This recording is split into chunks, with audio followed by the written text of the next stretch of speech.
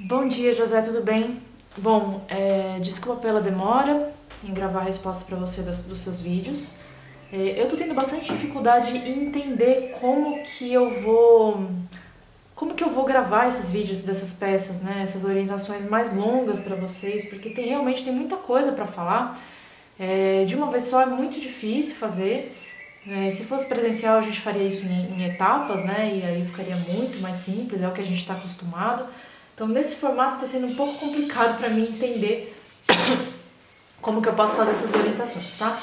Eu estou imaginando que esse vídeo aqui vai ser um vídeo para você consultar, vai ser um vídeo longo, porque eu vou estar tentando simular como se fosse uma aula presencial, sem você respondendo as coisas aqui, né? O que fica muito mais difícil. Bom, vamos tentar começar a falar um pouquinho então, para não ficar muito longo, sobre a bagatela. As bagatelas, essa palavra vem de uma origem francesa, né? Bagatelle. Então, petit chose, pequenas coisas, pequenas peças, né? Pequenas peças que ficaram muito famosas aí, esse formato no final do século XIX e durante o século XX muitos compositores se usaram desse tipo de formato para compor, né? Bom, as bagatelas de Beethoven, especificamente ela tem uma aparência de ser fácil, né? A gente acha, nossa, as maritacas estão aqui também cantando demais, cada hora é um bicho diferente, viu? Difícil. A gente acha que elas são fáceis, porque elas aparentam ser fáceis, né? Porém, tem uma coisa muito específica com essa bagatela de Beethoven, com esse opus de Beethoven, né, que é o 126, que eu particularmente não conhecia muito, que ele é uma obra feita bem no final da vida de Beethoven, né? Por esse motivo e por outros motivos, ela tem uma complexidade específica porque Beethoven já era muito maduro para escrever, né? Então ele escrevia coisas bastante complexas do ponto de vista formal e ele tinha muito domínio dessa forma, né? Então elas são muito perfeitas nesse sentido.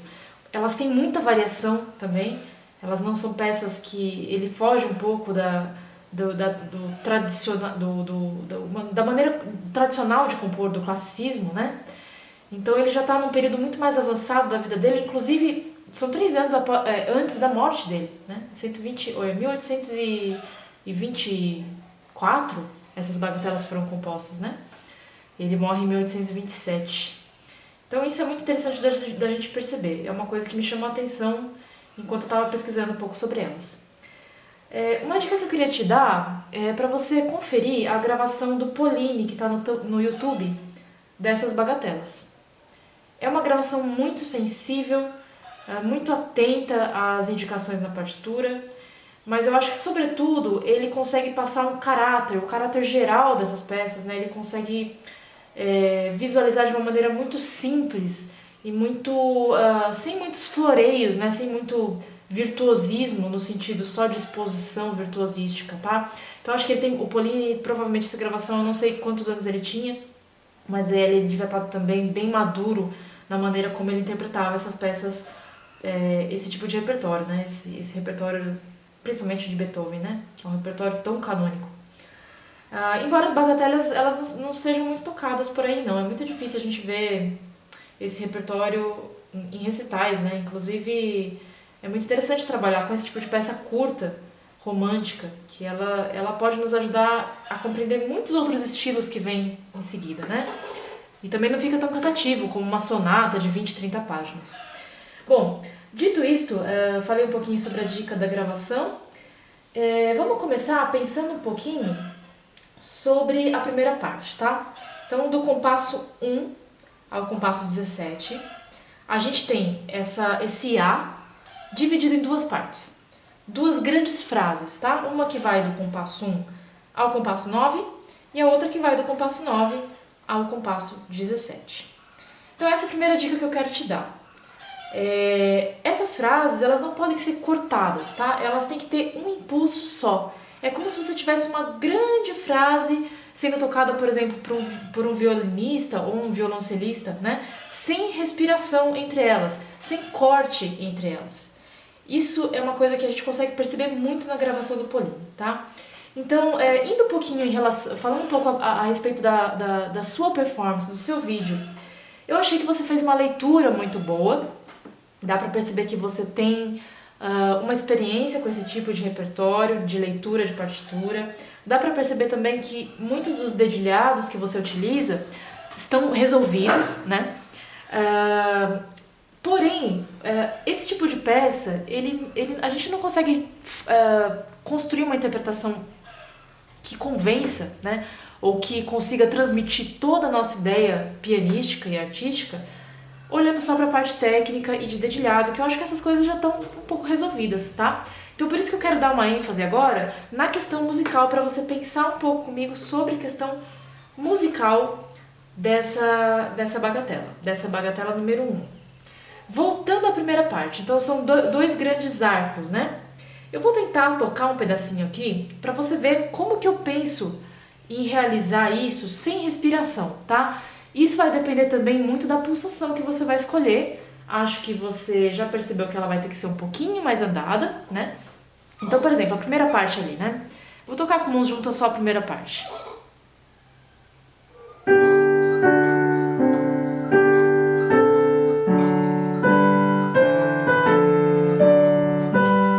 Tudo bem? Então,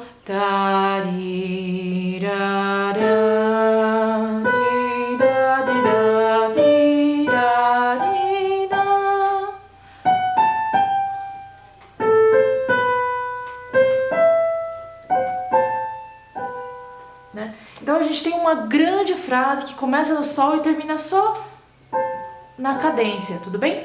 A segunda frase, por sua vez, ela é um desenvolvimento dessa primeira frase. Não sei se você percebeu, eu acredito que sim, né? Mas então a gente tem o mesmo começo, né? Com os trinados.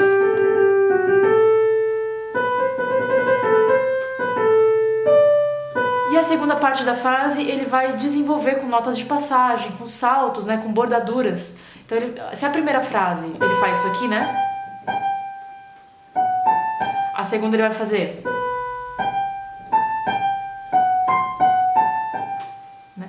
E aí, a primeira frase ele faz... Aqui ele faz... Então são todas variações, são todas adições de notas que ele coloca como desenvolvimento dessa ideia musical, tá bom? Então o que eu indico pra você? Tocar dois momentos, pensar nesses dois momentos, sendo que são dois grandes arcos, duas grandes frases que não tem cortes, tá? Cuidado com a mão esquerda, porque a gente tem a tendência de chegar nessa parte aqui é o quarto, 1, 2, 3, 4, o quinto compasso, né? A gente fazer isso aqui, né? A mão esquerda ela vai ficando mais lenta, né? Então a ideia é que a mão esquerda continue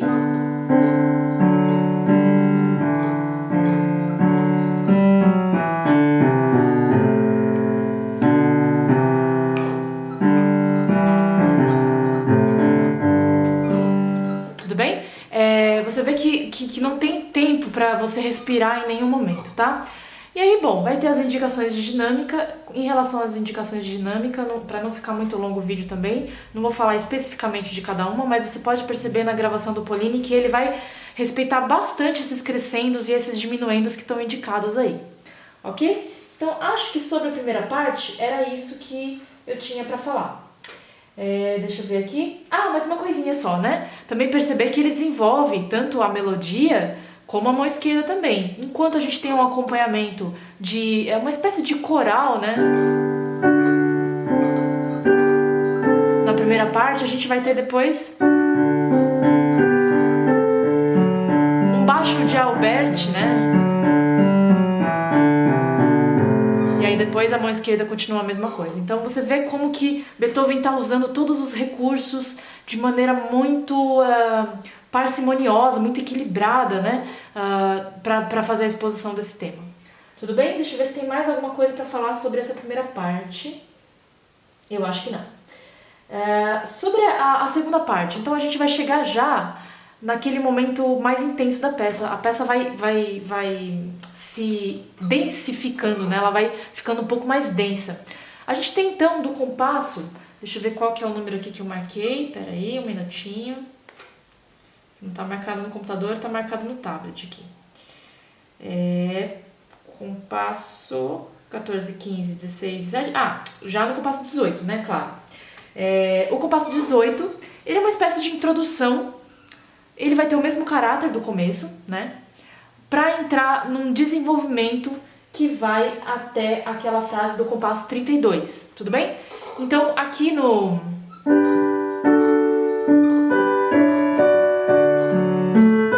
Enfim, não sei tocar isso aqui agora, vou tocar só a mão direita.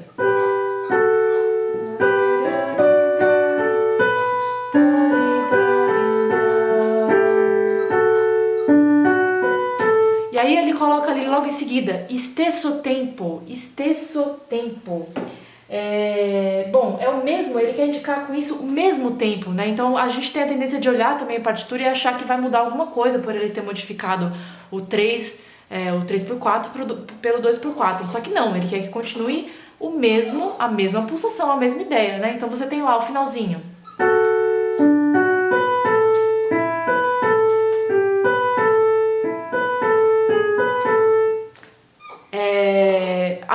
A mesma pulsação. Eu acho que nesse momento, na sua performance, se eu não me engano, você deu uma perdida um pouco nessa pulsação, né? Então é muito importante que você preste atenção nisso e tente imaginar aqui, pensar bem como é que vai encaixar essas colcheias e essas tercinas, né? São tercinas, deixa eu observar bem aqui o que ele tá fazendo. São tercinas ali, né? Então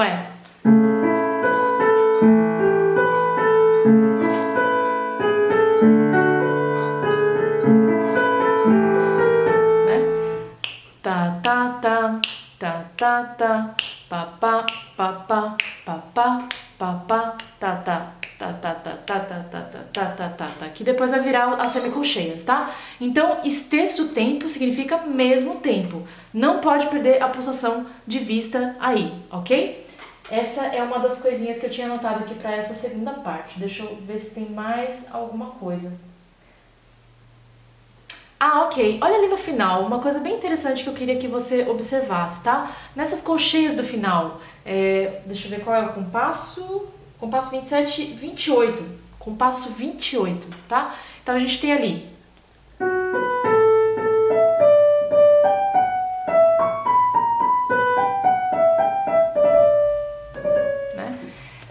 Você vai perceber que, mais uma vez, ele está usando de bordaduras, de notas de passagens para, na verdade, incrementar o que seria um acorde de Mi menor aqui, né?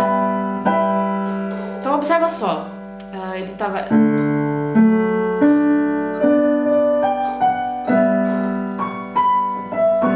Chega no Si, Mi menor... para depois fazer a cadência, tá? Então tenta estudar, quando aparecem essas frases que aparentemente são um pouco mais virtuosísticas, ela tem um sentido mais virtuosístico, porque é como se ele tivesse realmente, ele tá, né, na verdade adicionando notas a uma estrutura original, né? Porque eu poderia muito bem, vou tocar a frase de novo aqui, olha só.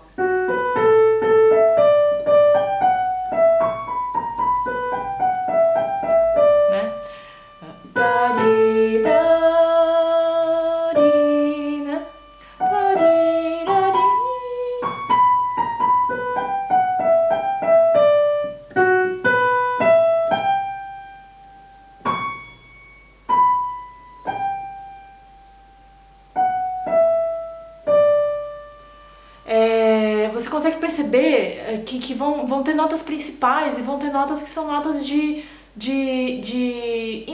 embelezamento, de desenvolvimento dessa melodia, tá?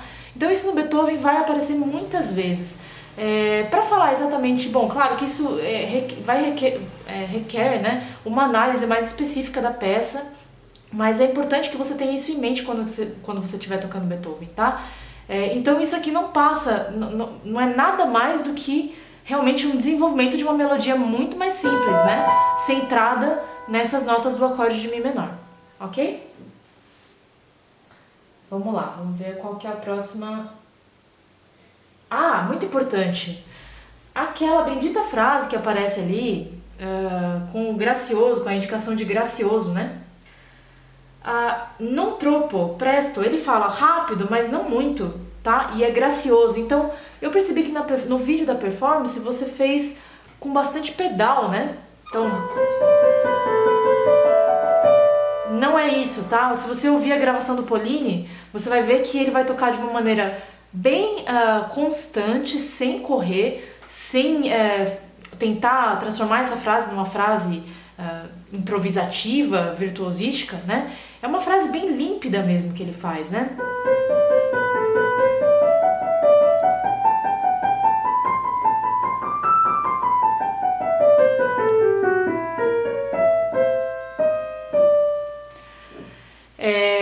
Observa bem na gravação do Pauline como ele faz isso, tenta usar menos pedal e faz essa frase com calma, né? O toque tem que ser um pouquinho, o toque piano, né? Então a sonoridade, tenta tirar uma sonoridade do piano bem clara. Eu tô aqui no piano digital, isso aqui é quase impossível de fazer, mas...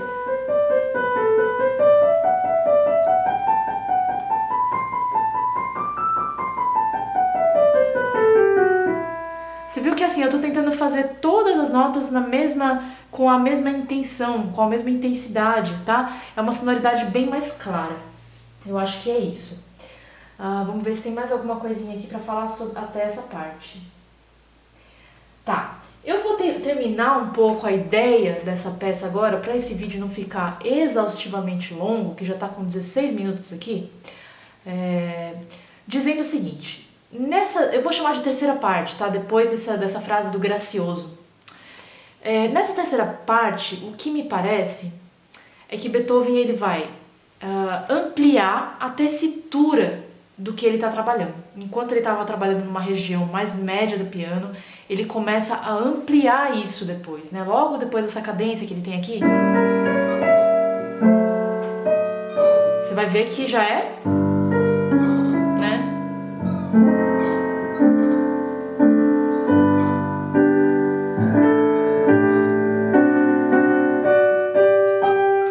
por diante, né? Você vai começar a observar as oitavas, ele volta numa escrita coral, né? Então a gente tem acordes aqui montados numa textura muito maior, né? Como se fosse realmente uma orquestra, como se fosse o final de algum movimento de sinfonia de orquestra, né? Então ele está realmente se baseando nessas grandes formas para escrever essa petite bagatelle, uma coisa de nada, uma peça pequena, né? Então eu percebo principalmente isso nesse final. Então o andamento continua o mesmo, tá? Não vai ter nenhum acelerando, vai ter um crescendo no final, no último sistema ali. Você pode perceber no compasso 44, né? Quando ele indica ali, quando ele vai lá bem pro agudo, indicando o crescendo e logo depois o diminuindo e o pianíssimo no final, né? Então realmente essa parte C, ele tá dando essa intenção de ampliar a sonoridade do piano, a tessitura do piano, né? Montar essa escrita coral um pouco mais espaçada, né? E da mesma forma, só que a intenção, na verdade, ela é igual, né? A intenção das frases, ele continua com mais ou menos com os mesmos modelos de acompanhamento que ele tinha antes. Ele vai fazer aquele finalzinho ali, deixa eu ver aqui onde que é.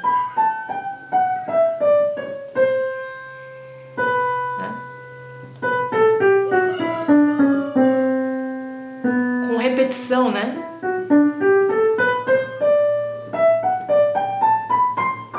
Então a mão direita toca uma frase, a mão esquerda toca outra, a mão direita toca outra. Essa pergunta e resposta bem característica do período clássico, né?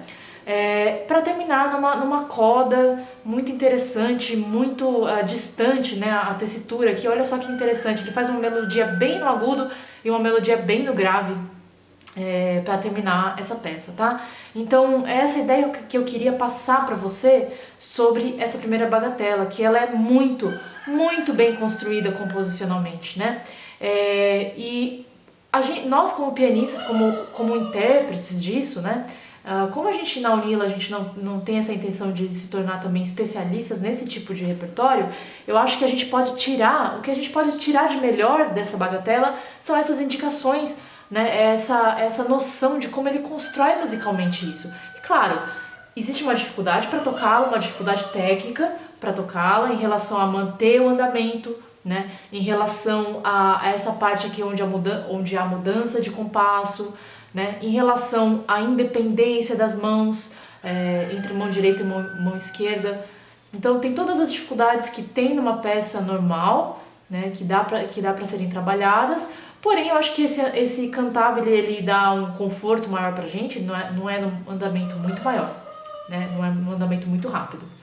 Então, eu acho que, não sei se ficaram muito confusas as informações aqui, o vídeo já deu 20 minutos, e eu acho que era isso que eu queria passar pra você, a respeito dessa bagatela número 1, tá? Tenta refletir um pouquinho sobre essas indicações, e, por favor, se tiver dúvidas em relação, principalmente a questões técnicas, porque é muito difícil a gente trabalhar, né, e eu falar para você de movimentação ou de articulação sem realmente estar com você ao lado, né, e olhar esses pormenores da performance que eu acho que são super importantes, mas são super difíceis de fazer através de um vídeo, tá bom? Então, se você tiver dúvidas em momentos específicos da partitura que você tem dificuldade, marca eles e manda para mim, que aí depois eu posso ir respondendo ao longo, aí até o final do semestre, ok? Então é isso, obrigado, desculpa fazer um vídeo tão longo assim, mas acho que foi a forma como eu encontrei de responder essa performance tão importante, né? Essas peças tão importantes do Beethoven. Até mais então!